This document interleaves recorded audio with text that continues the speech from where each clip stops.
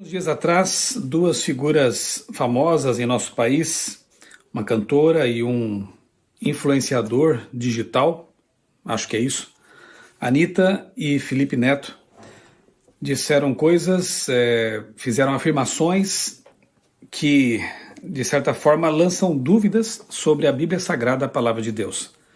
Apresentam conceitos estranhos em relação com a Bíblia. Alguns têm dito até que se tornaram teólogos da noite para o dia, e falando coisas que o cristianismo, cristãos e teólogos ao longo de 2000 anos parece que não sabiam, e agora eles sabem. Anitta disse no seu Twitter o seguinte: tenho pavor dessa expressão temer a Deus. Temer não é ter medo? Eu vou ter medo de Deus porque se ele é bom? Porque se ele é bom?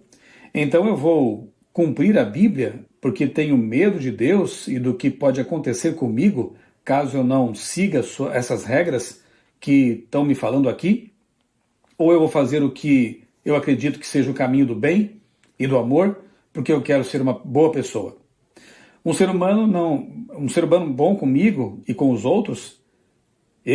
Vai todo mundo se tratar desse extremismo, porque por Deus eu tenho amor e respeito, mesmo que medo eu tenho de coisa ruim, de ódio, de preconceito, de exclusão. Parece que falta um pouco de compreensão por parte dela do que seja o temor na Bíblia. É claro que Deus é amor e esse é o principal atributo de Deus, mas a Bíblia também diz, por exemplo, em Apocalipse 14, temei a Deus e dai-lhe glória, porque é chegada a hora do seu juízo. Temor é uma reverência, é um respeito, é o senso da grandiosidade de Deus que nos faz sentir pequenos e carentes da graça dele, do perdão dele. Note que mesmo profetas na Bíblia, como Isaías, Ezequiel, João também no Apocalipse, quando estiveram diante de Deus e perceberam a sua glória, o seu poder, se prostraram. Moisés, diante da sarça ardente, lá no livro de Êxodo, a reação imediata de todas as pessoas que tiveram essa proximidade de Deus foi o senso de sua pecaminosidade e pequenez e adoração, reverência, respeito. Isso é temor. É interessante notar que essas pessoas, para as quais falta, sem dúvida nenhuma, um conhecimento maior da Bíblia e de Deus, têm dito coisas como, por exemplo, eu amo Jesus, mas não a Bíblia. Como assim? Que Jesus é esse que essas pessoas estão amando e dizem que creem nele? Enfim, a Bíblia é que dá testemunho de Cristo. Ele mesmo disse, vocês examinam as Escrituras, ele falou isso para os fariseus, porque pensam que elas têm a vida eterna, e são elas que de mim testificam. Então, o Jesus que nós conhecemos, só o conhecemos porque a Bíblia dá testemunho dele. E não são só os evangelhos. Nós encontramos desde o Gênesis 3:15, ali é uma profecia messiânica maravilhosa que trouxe esperança para Adão e Eva. Nós encontramos descrições de Cristo em Daniel, em Isaías, o servo sofredor, que também é o príncipe da paz, o pai da eternidade, Deus forte. Na Bíblia nós vemos Cristo como o Deus eterno, infinito, criador do universo, João capítulo 1, versos 1 a 3, que se fez homem, encarnou, andou como um ser humano aqui na terra, abraçou, comeu com pecadores e finalmente morreu por eles. Esse é o nosso Cristo. Não apenas o Jesus histórico dos livros, não apenas o Jesus distante de algumas ideologias que o colocam como um ser transcendente, mas não imanente. O nosso Jesus é o Deus homem, o homem Deus, que veio ao mundo para nos salvar. Como não respeitar um Deus desse? Como não amar e também temer a esse Deus? A Bíblia diz que o temor do Senhor é o princípio da sabedoria. Esse respeito pelo grande, pelo maravilhoso, pelo excelso, pelo glorioso. É estranho pessoas dizerem que amam Jesus, mas não a Bíblia. Que querem andar com Jesus, mas querem dispensar a Bíblia. A Bíblia Sagrada é quem nos apresenta o verdadeiro Jesus.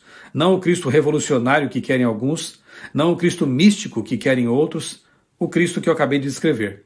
O Verbo eterno, a Palavra encarnada, o Deus homem, o homem Deus, aquele que está no santuário celestial, como diz Paulo em Hebreus, intercedendo pelos pecadores arrependidos.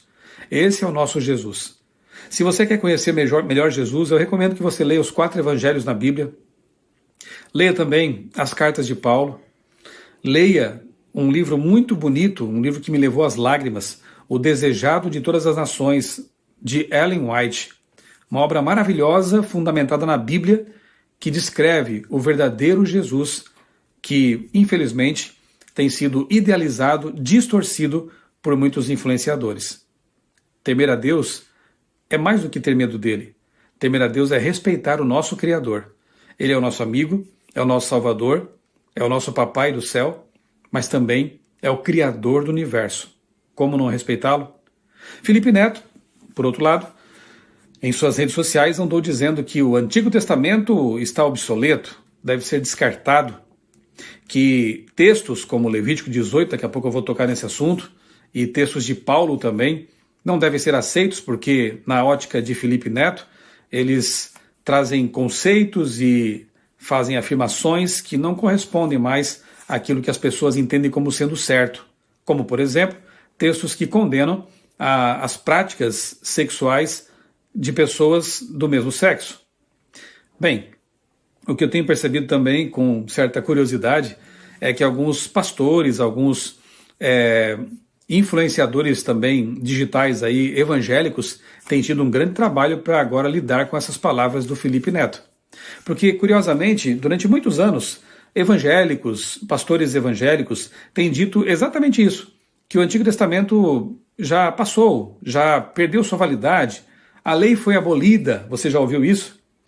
Claro que quando a conversa chega a esse ponto, eles querem, na verdade, dizer que o sábado dos 10 mandamentos, né, o quarto mandamento, ele foi abolido. Mas, para tanto, eles acabam afirmando que a lei ou o Antigo Testamento já não tem mais validade. E eu vi alguns desses influenciadores, alguns pastores na internet, tendo um grande trabalho para poder lidar com essa afirmação do Felipe Neto. Eles se indignaram com isso, mas como explicar agora um fato que eles mesmos vinham dizendo durante algum tempo, né, de certa forma, que o Antigo Testamento foi abolido.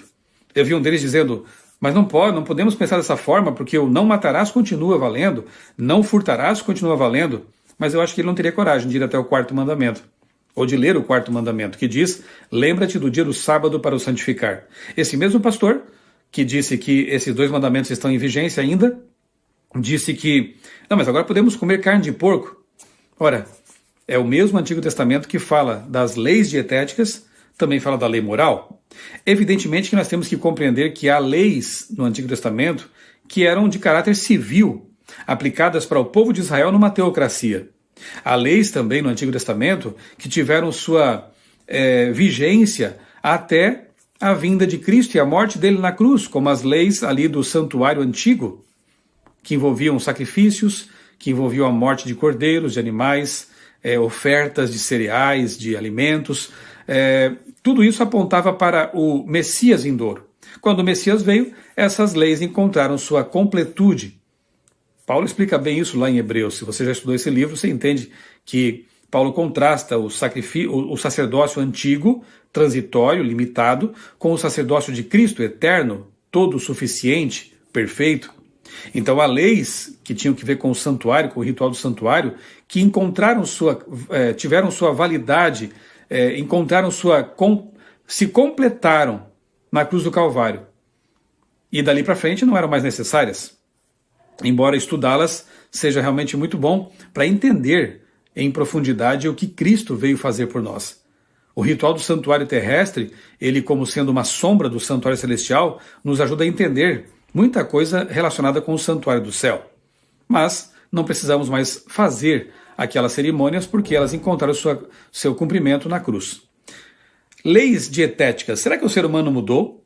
Será que a nossa biologia, a nossa fisiologia, o nosso sistema digestório teve alguma alteração após a cruz? Será que na cruz Jesus veio purificar o porco, purificar o camarão, purificar a lagosta, purificar o rato? Sim, porque Isaías compara a carne de porco à carne de rato. E aí? Essas leis tiveram também sua validade encerrada na cruz do Calvário? Não parece ser isso que a Bíblia ensina.